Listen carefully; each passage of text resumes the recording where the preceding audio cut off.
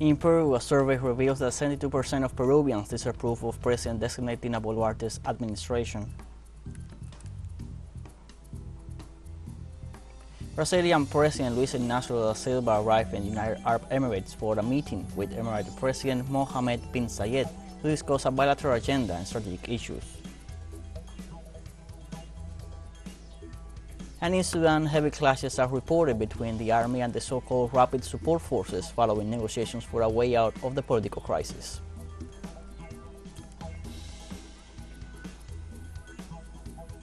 Hello, welcome to From the South. I'm Luis Alberto Matos from TeleSUR Studios in Havana, Cuba. We begin with the news.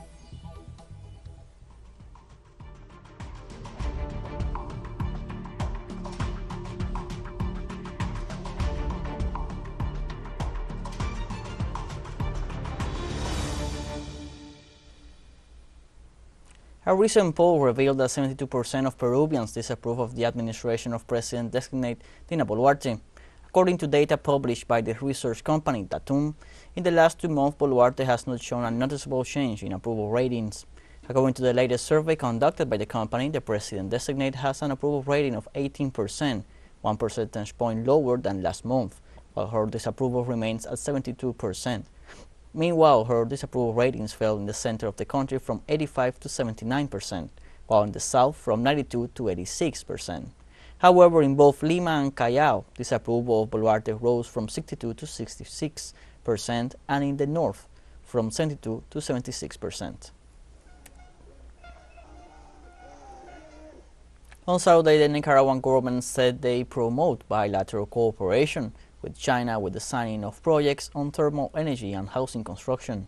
The Nicaraguan Minister of Transport and Infrastructure, Oscar Mojica, highlighted the advances in the organization process of the housing construction project called Nuevas Victorias. Over 920 houses will be built for social benefit in the first stage. Mojica specified that in total it includes the construction of 12,034 houses in a 3-year period. On the other hand, both sides agreed to increase the installed energy capacity in Nicaragua with 150 megawatts of thermal power plants. The president of the China International Development Cooperation Agency, Lula Da Silva, who visits Nicaragua for the first time, said that other projects in the fields of agriculture, education, and infrastructure were also discussed. In Venezuela, investigations into the Pedavesa cryptocorruption scheme continue. On Friday, Attorney General Tarek William Saab revealed that a total of 7 new individuals linked to the crime were presented before the Second Control Court. Through his Twitter account, the head of the Public Prosecutor's Office said that so far the detainees total 58 together with other cases. The Attorney General updated the data of the operations carried out by the security agencies, in which they also conducted 161 raids and noted that 18 arrest warrants had yet to be executed. President Nicolás Maduro assured that to take this process whoever falls to the end, to put a halt to the mafias entrenched in the administration of the state, the judiciary, and in the business sector. 3 bomb attacks in the Ecuadorian city of Guayaquil triggered intense police deployment. The National Police said in a statement that the attacks took place in the province of Guayas between Thursday night and early Friday morning. They note indicate that units of the preventive axis as well as anti-explosive teams moved immediately to face these emergencies and counteract the threats. Police say 1 person has been arrested for his alleged responsibility in these events and that no injuries or death have resulted from the attacks. Insecurity is currently one of the main problems in Ecuador, with authorities blaming the growing violence on organized crime, particularly drug trafficking. The recent events come on top of a massacre last Tuesday when 9 people were killed and 4 others injured in the city of Esmeraldas in the nation's northwest. In Chile, a law to reduce working hours from 45 to 40 hours was enacted after 6 years waiting for its approval. The President of Chile, Gabriel Boric, announced the approval of the law that reduces the working day from 45 to 40 hours a week in a period of 5 years. Likewise, during the act, Boric highlighted that these type of pacts are reached when politics and society meet again in times when countries are so far apart. Finally, this proposal, which is part of the recommendations of the International Work Organization, also contemplates the possibility of working 4 days and resting 3, as long as it is agreed between the union and the employer, because this law recognizes union ownership, and thus it is considered that this new law contributes to the anti-neoliberal objectives. In Brazil, court orders former President Jair Bolsonaro to testify before police over assault on 3 branches of government. The Minister of the Federal Superior Court of Brazil, Alexandre de Moraes, ordered on Friday that former President Jair Bolsonaro must appear before the police to testify about the assault on the 3 branches of government on January 8th in Brasilia. In this way, the head of the highest judicial body gave a term of 10 days to the federal police for the hearing to take place, and in addition, the magistrate considers the measure indispensable for the complete clarification of the facts investigated. Finally, whilst in the United States, where he stayed from the end of 2022 until March 30th, former President Bolsonaro denied the accusations during an interview granted to the Pam network. In China, Brazilian President Lula Da Silva said he is willing to work with Beijing to achieve geopolitical balance in the world. The Brazilian president made the statement as he was wrapping up his 3-day visit to China on Saturday. During his visit, he discussed several commercial and diplomatic agreements, as well as the proposal made by China for peace in Ukraine. Moments before leaving for the United Arab Emirates, where he expects to be signing some agreements concerning industry and agribusiness, Lula Da Silva reiterated his idea of creating a group of countries to negotiate peace between Moscow and Kyiv. In this regard, the Brazilian president said that the United States and the European Union should stop fostering war and start talking about peace.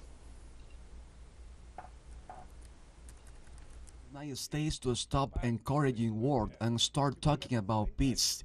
We also need the European Union to start talking about peace, so that we can convince Putin and Zelensky that peace is in everyone's best interest.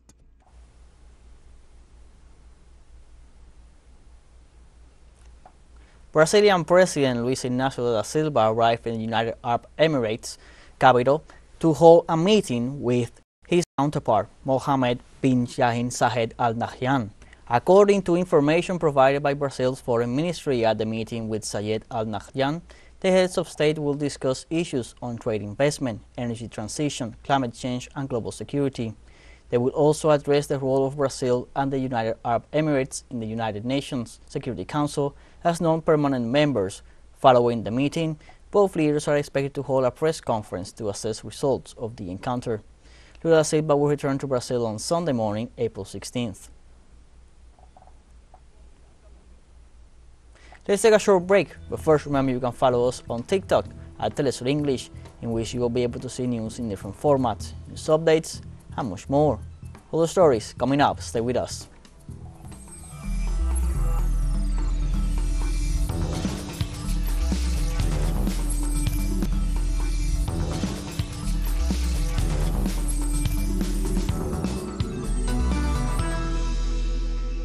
Welcome back from the south. On Saturday, French President Emmanuel Macron signed his controversial pension reform into law, prompting accusations from unions and the left. The reform became law after the text was published before dawn in France's official journal, with the opposition claiming that Macron had moved to smuggle it through in the dead of the night. The publication came just hours after the approval on Friday by the Constitutional Council of the essence of the legislation, including the headline change of raising the retirement age from 62 to 64. The standoff with unions and the left has become the biggest challenge of Macron's second mandate, who will now address France on the crisis on Monday evening. In this context, unions are calling for mass Labor Day protests on May 1st, while socialist leader Olivier Faure said that Macron's swift signing of the law showed disdain towards the protest movement. Not directly, but obviously I will be one of the people who will be impacted. But indeed, given that I'm only 31 today, it's in the distant future and I expect there will be additional reforms by then. I'm French, but of Ivorian origin. So by the time I may be going back to my country, but even if I don't go back, My children were born here, and I don't want them to work till they're 64. Otherwise, when would they enjoy retirement? That's too much. So by the time you're supposed to retire, you die?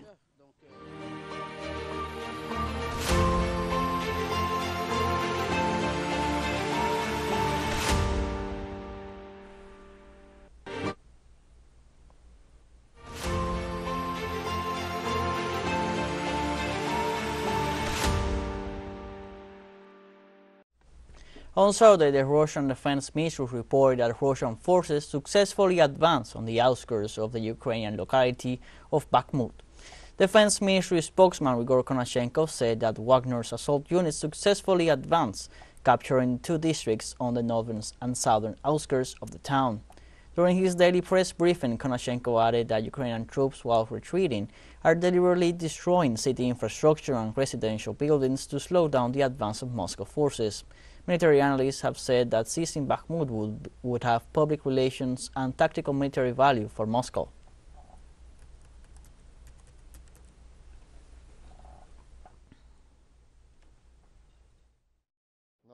In the Donetsk direction, the most fierce fighting continued in the area of the city of Bakhmut.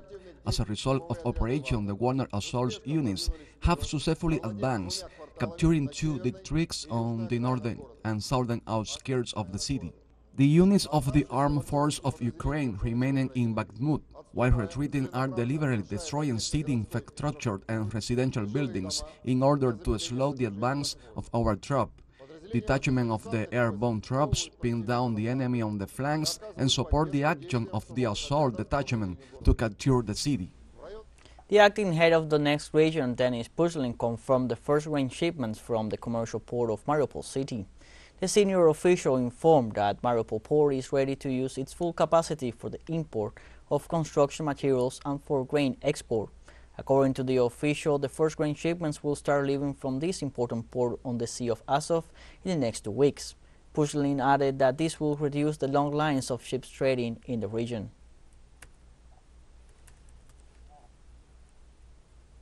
Japanese Prime Minister Fumio Kishida on Thursday resumed his election campaign activities after being evacuated unharmed from an election rally in the west of the country rocked by an explosion. Kishida was evacuated in Wakayama, where he had gone to deliver a speech in support of a local ruling party candidate. Seconds later, the detonation was heard and the place was filled with white smoke. Witnesses at the scene reported moments of panic. The minister announced that despite the event, he would participate in another public event in Chiba, near Tokyo. Local authorities confirmed a 24-year-old man from the Hyogo region was arrested. This explosion also comes less than a year after the assassination of former Prime Minister Shinzo Abe during an election rally, which shocked the country and led to increased security at these public events. On Saturday, the Group of 7 Ministers meeting on climate, energy and environment kicked off in Sapporo, Japan. This is the first ministerial-level G7 meeting to be held in the country this year, in which Japan holds the rotating presidency. Economic, Trade and Industry Minister Yasutoshi Nishimura and Environment Minister Akihiro Nishimura were present at the opening ceremony. On this occasion, energy supply stability and decarbonization efforts are on the agenda of the 2-day meeting, with a major focus on whether an agreement can be reached on a timeline for ending coal power generation. TeleSUR English continues to grow. You can now tune in from 33 different African countries through StarSat, dial 461 and enjoy a Latin American alternative broadcast. One final short break. We'll be right back. Don't go away.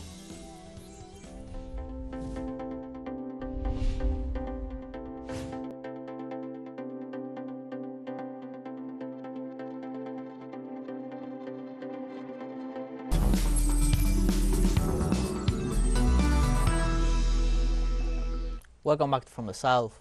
In Sudan, heavy clashes have been reported between the army and the so-called Rapid Support Forces following negotiations for a solution to the current political crisis. According to local media, the confrontations took place in areas surrounding the camp of the RSF. Other similar clashes were reported in the city of Meroe, 200 kilometers to the north, where these paramilitary forces were deployed last Thursday around a military base, ignoring the army's warnings to evacuate the area. The fighting comes just hours after Al-Burhan and paramilitary leader Mohammed Hamdan Dagalo expressed their willingness to negotiate to resolve their differences to join the two forces into a unified army.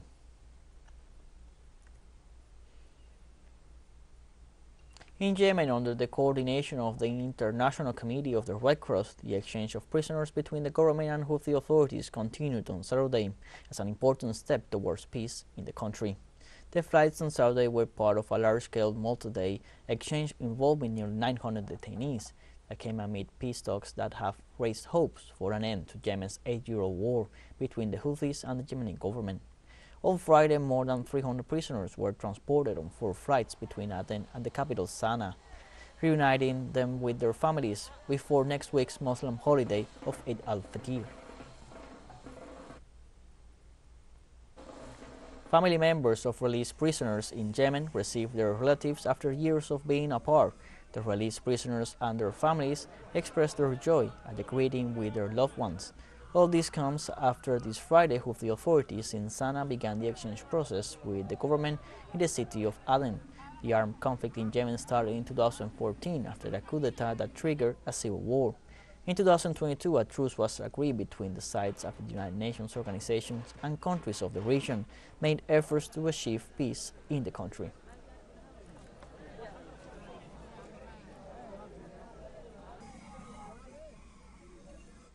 Africa battles decades-high levels of debt after the COVID-19 pandemic and the Ukraine conflict, but the international community struggles to agree on extending its financial support for the region. The International Monetary Fund said in a press briefing on Friday that public debt and inflation in sub-Saharan Africa were at levels not seen in decades. The financial institution said that the public debt in the region stood at 56% of gross domestic product at the end of last year, its highest level since the beginning of the 2000s. The Washington-based organization said the continent was hit by several problems at once, from rising borrowing costs to the impact of the Ukraine conflict and a drying up of international aid. On the other hand, the Organization for Economic Cooperation and Development noted this week a decline in development aid for Africa last year while it surged for Ukraine. On Friday, the United Nations warned that it will no longer be able to feed Chad's refugees unless it receives urgent international funding. According to the UN's World Food Programme, Chad hosts the biggest refugee population in West and Central Africa.